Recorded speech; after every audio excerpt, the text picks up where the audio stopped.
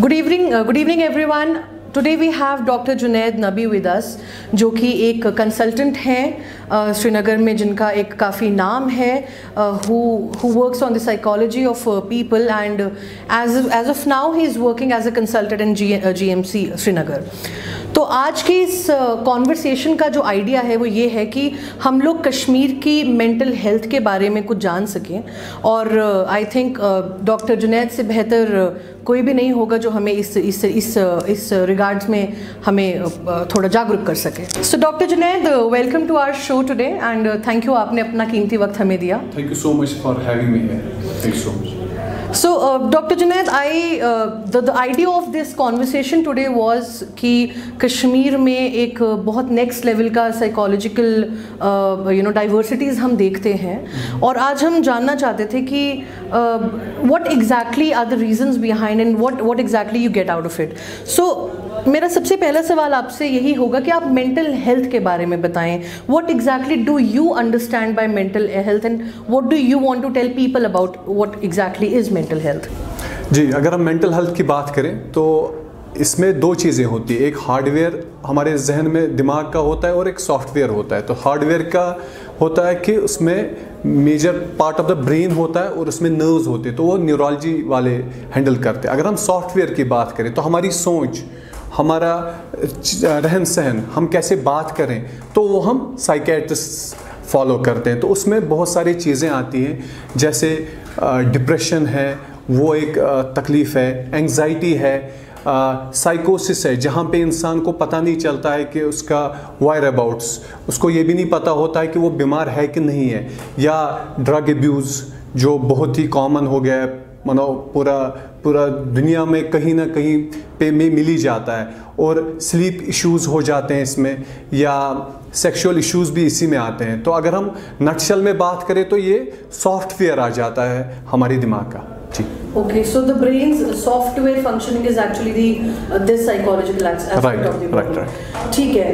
तो डॉक्टर जुनैद, जहाँ तक कश्मीर की बात करें या नॉर्मली भी, नॉट ओनली अबाउट कश्मीर, एक चीज़ देखी गई है कि there is a stigma attached to mental health, which is very unfortunate, क्योंकि किसी को भी अगर थोड़ी सी भी mental illness होगी तो उसे एक पागल करार कर दिया जाता है. And what do you think about it? जी, जो आपने बोला स्टिग्मा, ये बहुत ही बड़ी प्रॉब्लम है. मानो कश्मीर में भी नहीं, मैं मानूंगा पूरे दुनिया में ये माना जाता है. जब भी कोई किसी को बोलता है आपको साइकेट्रिस्ट के पास जाना है, तो पहले उसको लगता है कि आपको क्या लगता है, मैं पागल हूँ क्या?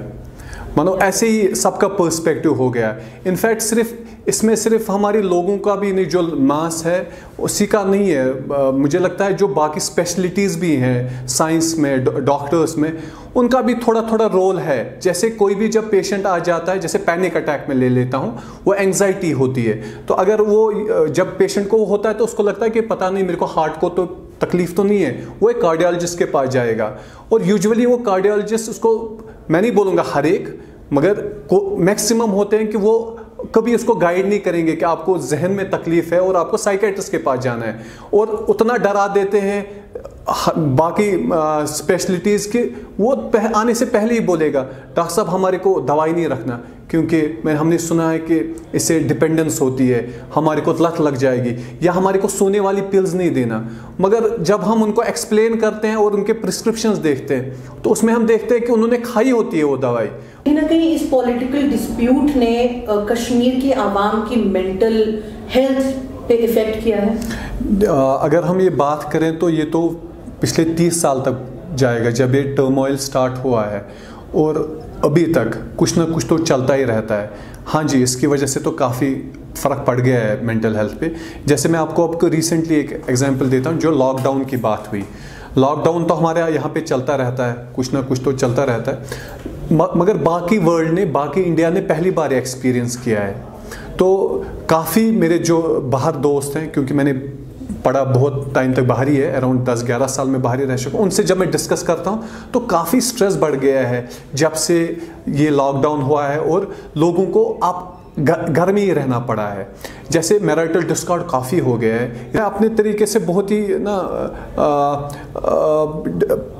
प्रैक्टिकल रहता हूँ हर चीज़ में. हाँ, मैं आई गेट इफेक्टेड, बट मेरा है कि जब मैं यहाँ पे रहता हूँ तो till then I am a doctor, but once I leave this hospital या जहाँ पे मैं अपना गवर्नमेंट हॉस्पिटल की बात कर रहा हूँ, वहाँ पे जब मैं निकलता हूँ I try to leave everything behind. और फिर मैं then I am a father, then I am a son and then I am a brother.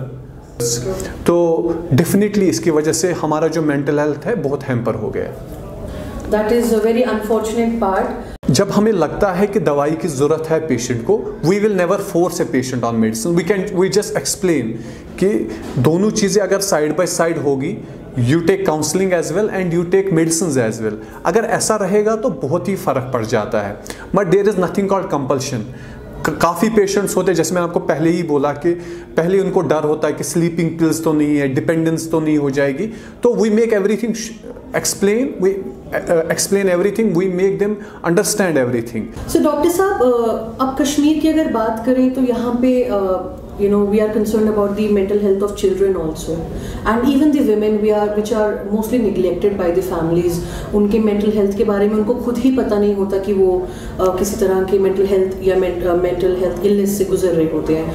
तो आपके सामने इस तरह के cases आते हैं जहाँ पे there are females, और what is your overall perception about the women of Kashmir? What kind of mental health issues are they going through?